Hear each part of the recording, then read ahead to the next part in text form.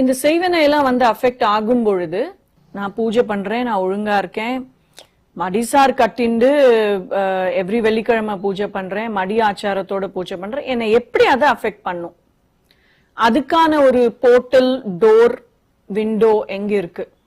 ரமண மகரிஷி வந்து என்னோட one of my grandfathers. So we were always very very spiritually oriented family. So I started reading the Vedas and everything. அதுல எதுலையுமே வந்து உன்னுடைய பாவங்களை நான் மன்னிக்கிறேன்னு சொல்லல, வரல, இல்லை.